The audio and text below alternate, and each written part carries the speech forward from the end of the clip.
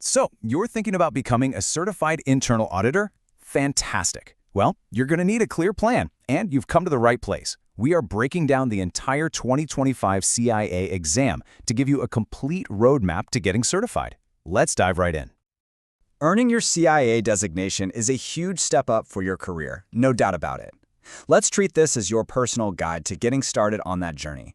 And the very first step is just understanding what you're aiming for. All right, first things first, let's pull back the curtain on the exam itself. Before you even think about hitting the books, you need to understand the certification you're chasing and, the global organization that's behind it all. The CIA is, without a doubt, the gold standard. It's the top global certification for internal auditors, and it's all run by the Institute of Internal Auditors, or the IIA. This is the main professional group for the industry, with members in over 170 countries.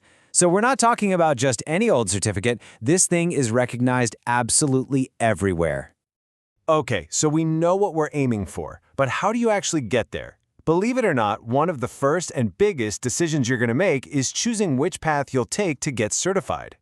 That's right. It's not a one-size-fits-all situation.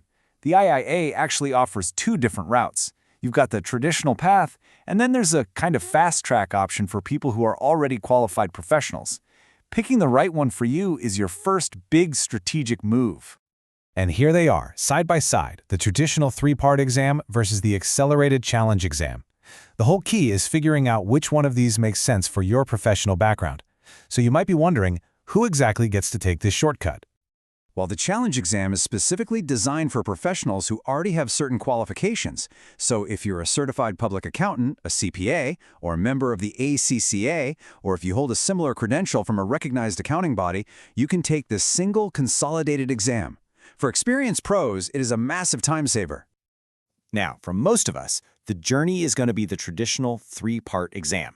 And honestly, this path is designed really logically to build your expertise right from the ground up. So, let's break down each part one by one. Your journey starts right here with Part 1, Essentials of Internal Auditing. Think of this as laying a rock-solid foundation for your house. You've got 125 questions over 2.5 hours, and it covers all those fundamental concepts every single internal auditor absolutely has to know. And this chart really spells it out, doesn't it? You can see the huge emphasis on the foundations of internal auditing, then on governance, risk, control, and of course, ethics and professionalism. These are the absolute cornerstones of the whole profession. Okay, next up is Part 2, which is all about the practice of internal auditing. Now listen up, because a lot of candidates say this is the most difficult and complex part of the entire exam. This is where you take all that knowledge and actually apply it to real-world audit situations. It's a little shorter, with 100 questions in 2 hours. Wow, and this syllabus breakdown really tells the story. A massive 90% of this section is split between engagement planning and information gathering. This just confirms it. Part 2 is laser-focused on the actual hands-on work of doing an audit. And that brings us to the final piece of the puzzle, Part 3.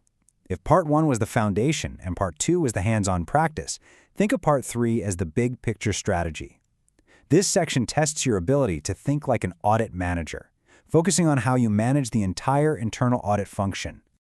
And you can really see that strategic perspective here. Look at that. A huge chunk, 45%, is on communicating results and monitoring what happens next. It's all about making sure the audit work actually creates real value for the organization. This is the view from 30,000 feet. Okay, you know your path, you know the content. So, let's talk money. Understanding the costs and the serious benefits of an IIA membership is a really critical step in your planning. Now this is a key piece of advice, and it couldn't be any clearer. Becoming an IIA member before you register for the exams isn't just a casual suggestion. It's a smart financial move that is going to save you a lot of money. And hey, don't just take my word for it. Look at the numbers. This table lays out the fees for the three-part exam. Just glance at the difference between the member and non-member columns for the application fee and then for each part of the exam. I mean, those numbers add up really, really fast. In fact, they add up to exactly this. By becoming an IAI member, you save a total of $525 on the three-part exam fees. That's a huge saving. It more than pays for the cost of membership itself. The takeaway is simple. Become a member before you register. It's a no-brainer. And hey, for those of you looking at the challenge exam, the same logic applies. The overall fee is higher, sure, because it's an all-in-one deal, but members still save nearly $400. It doesn't matter which path you take, membership pays for itself. So we've covered the structure, we've covered the cost, and now for the question that's probably on everyone's mind. How hard is it to actually pass this thing?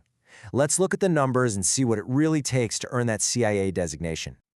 Okay, let's not sugarcoat it. This slide gives us a really honest look at the exam's difficulty. Historically, the pass rate for the CIA exam hovers right around 40%. What this tells us is that preparation is absolutely everything. You can't just wing it and expect to pass. So what score are you aiming for? Your target, the magic number, is 600. The exam is scored on a scale that goes from 250 all the way up to 750, and 600 is that line in the sand that separates a pass from a fail.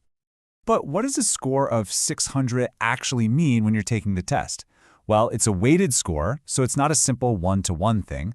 But for your planning purposes, a really good rule of thumb is to aim to answer about 80% of the questions correctly. If you can do that, you should feel pretty confident you'll hit that passing mark. And there you have it. That's your complete roadmap to the 2025 CIA exam. You've got the structure, the content, the costs, and the target to aim for. The next step in your professional journey starts right now, with the answer to this question: which path will you choose? Good luck.